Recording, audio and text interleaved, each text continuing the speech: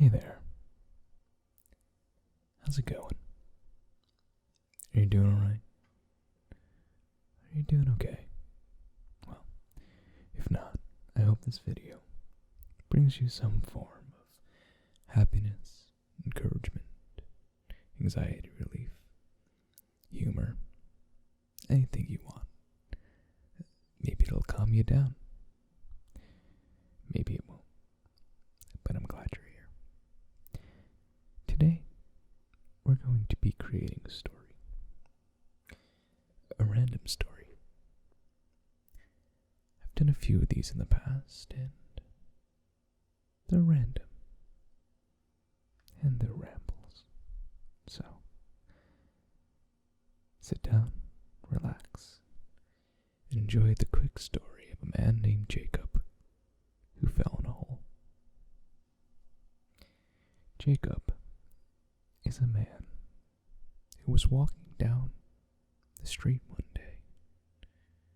That street turned into a jungle very quickly, and he became very confused, as would a normal person who randomly walked into a jungle which they thought was just their street. But Jacob was no normal person. Jacob was half man, half pig. Now, I know I said he was a man before, but he's actually half man, half pig. And there's a little bit of horse in him, too. Now, I know I said he was half man, half pig, but he also has a little bit of horse. So Jacob found himself in the jungle after walking down his street. He turned back and looked towards his house, and it did not look like his house anymore. It looked like a overgrown version of a barn. Now, Jacob lived in a barn because of the pig and horse ancestry he shared. He was comforted there, and he was grown there. Now, I know I said Jacob was a man, but he was actually grown there, like artificially. So, that's part of the story. He then turned back and forward, back in front of him, and looked forward down the street to see the jungle getting larger and larger and larger. Jacob, being the very adventurous type of person that he is, used his horse legs to walk faster towards this jungle because he felt like it was calling him in a way. The jungle in return called out, "Jacob, you have been chosen for a very special task. A very, very special task." Jacob was a very confused horse-pig man because he didn't think that jungles can talk. And at first he thought it was all in his head, until one of the trees turned to life and said, "Jacob, this task is bigger than you. Physically, it's bigger than you. It's about the size of a building, and we don't know if you can handle it." But Jacob, being the created person, horse, pig, man thing that he is, was overconfident in his reaction and said, "No matter how big that this task is, I can grow bigger." This confused the tree and the forest and decided that they would not give Jacob any more warnings about the task he was about to embark on.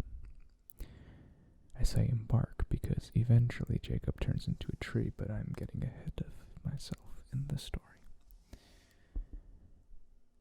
Jacob continued to trot down the street.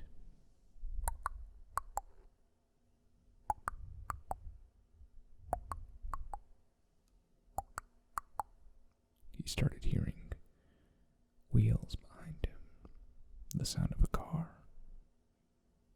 Jacob turned around and looked behind him. It was a ghost car. The car was completely transparent. It was the ghost of what used to be there. Jacob saw a family get out and have a picnic in the middle of the road, which he thought was strange, but yet again, he is now in a forest that was once his house. His street house. His barn street house. So he tried to ignore it. He turned back around and continued to trot forward.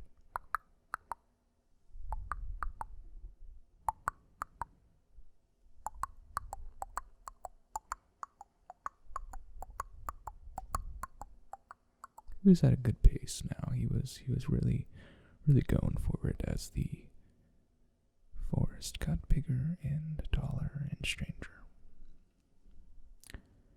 The forest decided to give him one last hint as they felt bad for the pig part of him, because the pig part of him was his hands, and we all know that pigs have hooves. So it was difficult for Jacob to eat at a restaurant because he couldn't use any of the utensils. So they knew this. They knew this because the trees were also psychics, and have been watching Jacob for a very, very, very, very, very, very long time. They decided to tell him that you need to slow down. You need to slow down. You are coming up on your task, and we can't help you. We can't save you. Only you can. Jacob ignored them because, honestly, he had bad hearing. He still had human ears, so, by the time you're 70 like Jacob was, your hearing starts to go. And, sometimes you start imagining things, so we don't really know if the ghost car was real or not. But he kept going, and going, until poof, Jacob fell. He tripped really, but he fell down a hole that was larger than him. He has now found the task. As he was falling, he realized that the trees were not lying to him. As he was falling, he realized that, wow, this is a pretty large height to fall from. Eventually, Jacob continued to think about the different times in his life where he also fell. He fell once at a birthday party. This birthday was his friend named Jeremiah, and Jeremiah was evidently a bullfrog. And Jacob and Jeremiah had a good relationship, and he fell in front of him. And at that point in time, Jeremiah had nothing to do. He didn't want anything to do with Jacob anymore because he was embarrassed by his friend for tripping. He also fell once in love back when he was about a 40-year-old big horseman. And, he fell in love with a beautiful woman. Now, she was a velociraptor, unfortunately, so she would have ate him if he stuck around too long. Honestly, we don't even know if she was real because of the, just horseman pig nature of seeing things that aren't real. But he fell then, hard, in love. And then while he was thinking about all these times, he landed. Not on a hard ground, not on a hard surface, but on a soft, beautiful surface. He felt around and he realized that it was all a dream. He woke up. He looked at his clock, and it was 8:30 a.m. It was time to wake up.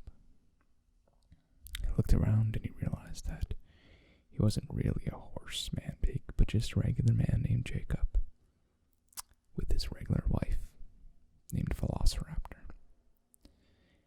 And he went about his day. He got dressed, kissed his lovely wife on the cheek, made some cereal, and threw her some cut meat. And he went on with his business. He got into his car, drove to work, and saw a family get out of their car in the middle of the highway and have a picnic. He thought that was odd, but they seemed happy, so it didn't matter. And I think if there's anything we can understand from this story is that sometimes we all fall down during tasks that we believe are too big for us, or maybe we get too stressed or overwhelmed and we feel like we can't do it. But we need to remember that at the end of the day, we always start anew. And things are always bigger than they seem. So, thank you again for joining me today for this random story that I made up on the spot. And I hope you will join me again on the next one.